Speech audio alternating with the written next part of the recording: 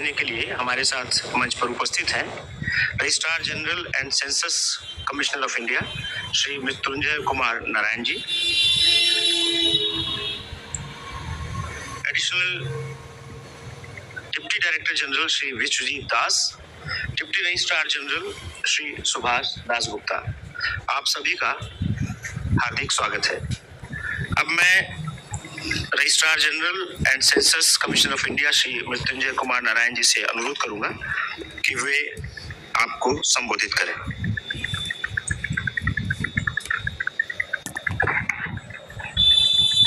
आज की इस प्रेस वार्ता में आप सभी का हार्दिक स्वागत है। आप सभी को मेरी तरफ से नमस्कार। आप सभी जानते हैं कि जनगणना की प्रक्रिया चल रही है। जनगणना की तैयारियां अब अग्रिम अवस्था में पहुंच चुकी है और अब से कुछ एक दिन में ही फील्ड का कार्य प्रथम चरण, जिसे मकान सूचीकरण एवं मकानों की गणना कहते हैं, उसका फील्ड का कार्य कई राज्यों में प्रारंभ होने जा रहा है। तो आज की इस वार्ता में आपको इन तैयारियों के संदर्भ में जानकारी देंगे। जनगणना एक बृहद कार्य है, संभवतः बृहत्तम कार्य कहा जाए। इसमें केंद्रीय स्तर पे और राज्यों के स्तर पे, संघ शासित प्रदेशों के स्तर पे विशद तैयारी चलती है। उन सारे तैयारियों की जानकारी आपको देंगे। कई जानकारी आपके पास पहले से है। जैसा कि आप जानते हैं, जनगणना 2 चरणों में संपन्न होती है और इस बार आंकड़ों का संग्रह डिजिटल माध्यम से किया जाना है। उसके बारे में भी आपसे चर्चा करेंगे। साथ ही जनगणना की पृष्ठभूमि की भी जानकारी, संवैधानिक व्यवस्था, वैधानिक आधार आदि के संदर्भ में भी आपके समक्ष जानकारी रखेंगे।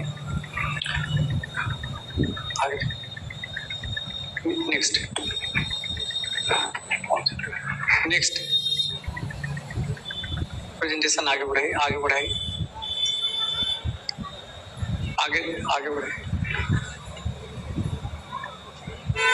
जैसा कि आपको जानकारी है, जनगणना संविधान के आर्टिकल 246 के अंतर्गत, जिसमें संघीय सूची, राज्य की सूची और समवर्ती सूचियों का उल्लेख है, उसमें संघीय सूची के अंतर्गत आता है और संघीय सूची में क्रमांक 69 पे उल्लिखित है।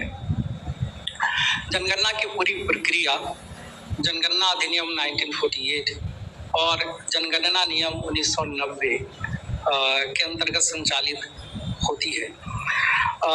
जनगणना अधिनियम 1948 और जनगणना नियम 1990 जनगणना करने की पूरी प्रक्रिया का वैधानिक आधार प्रदान करते हैं।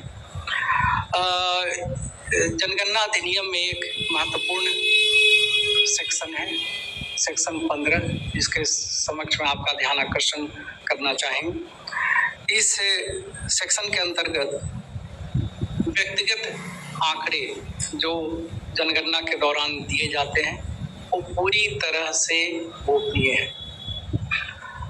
आरटीआई के अंतर्गत इसे साझा नहीं किया जा सकता।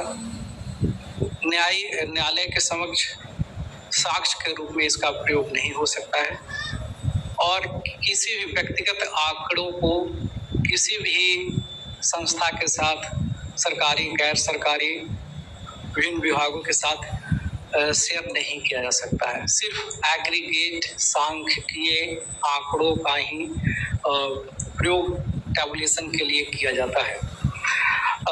आपने देखा कि जनगणना संघ का विषय है, लेकिन इसमें राज्य एवं संघ शासित प्रदेशों की भी बहुत महत्वपूर्ण भूमिका होती है।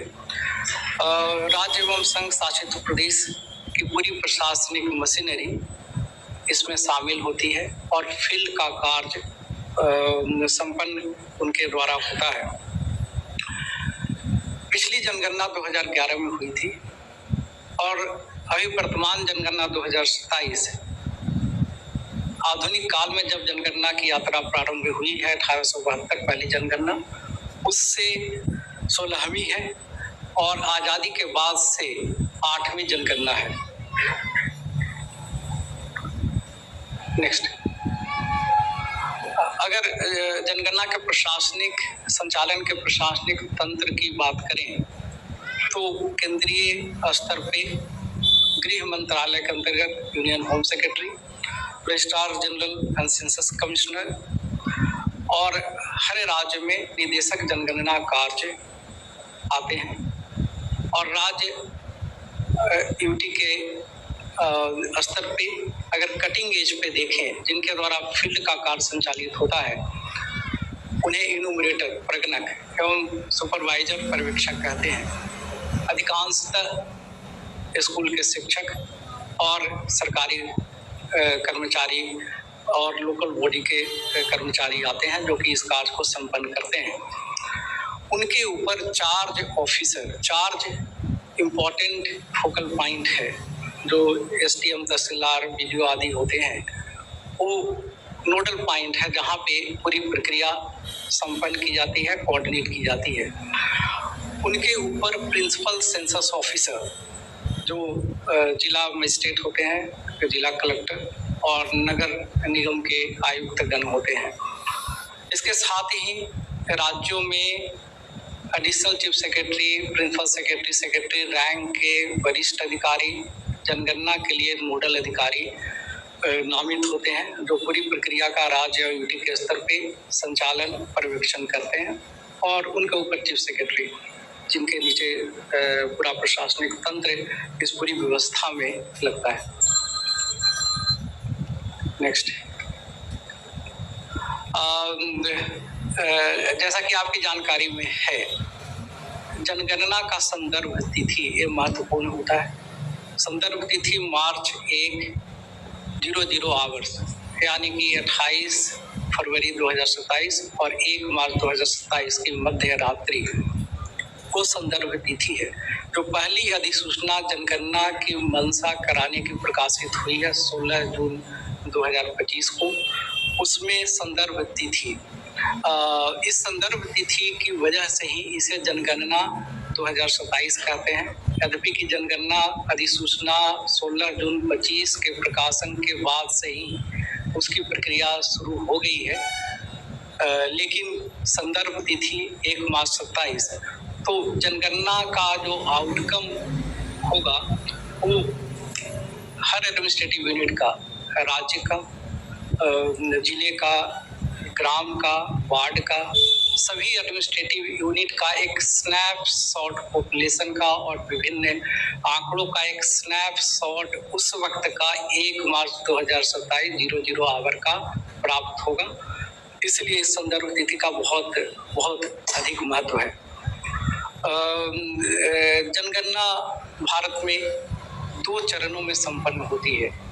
पहला चरण house listing and housing census, मकान सूचीकरण और मकानों की गणना।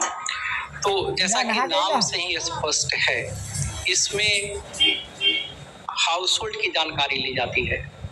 घर की हाउसिंग कंडीशन क्या है, उनमें उपलब्ध सुविधाएं क्या है और जो परिसंपत्तियां जो धारित की जा रही हैं उनके बारे में जानकारी ली जाती है।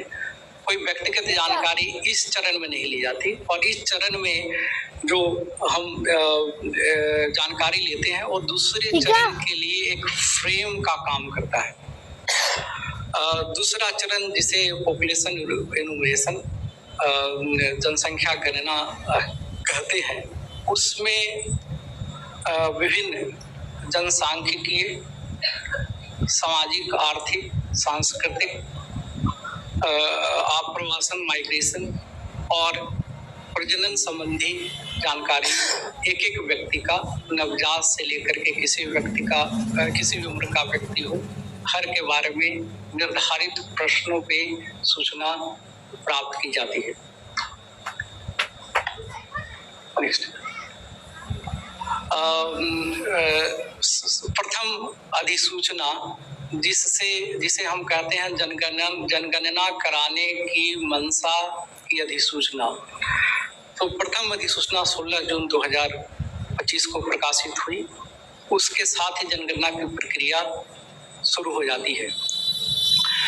प्रथम चरण की अधिसूचना केंद्र सरकार ने 7 जनवरी 2026 को प्रकाशित की है, जिसमें 6 महीने की अवधि 1 अप्रैल 2026 से लेकर के 30 सितंबर 2026 के मध्य अपनी सुविधा के अनुसार राज्य एवं यूटी 30 दिन की अवधि निर्धारित करते हैं, जिसमें प्रगणक घर घर जाकर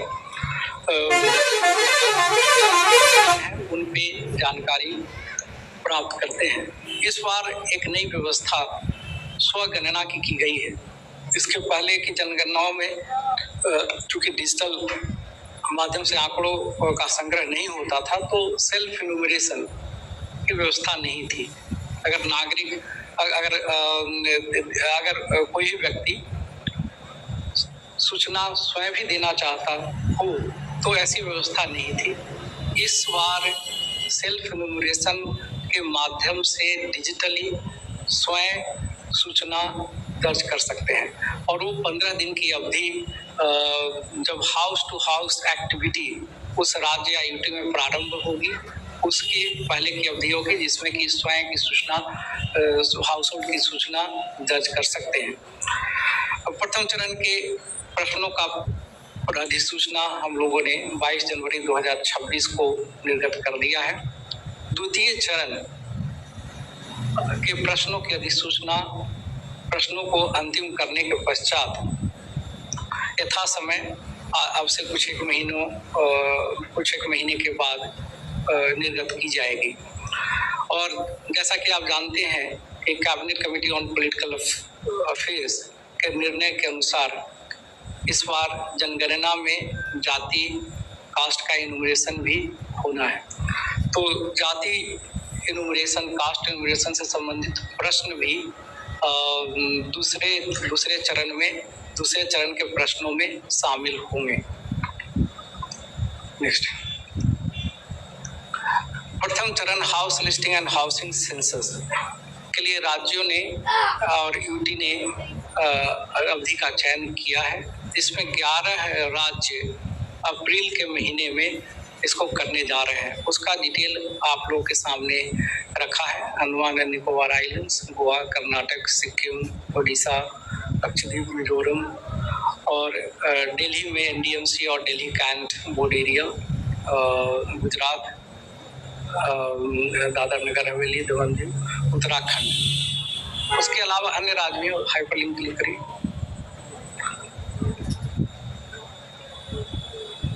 आगे चलिए।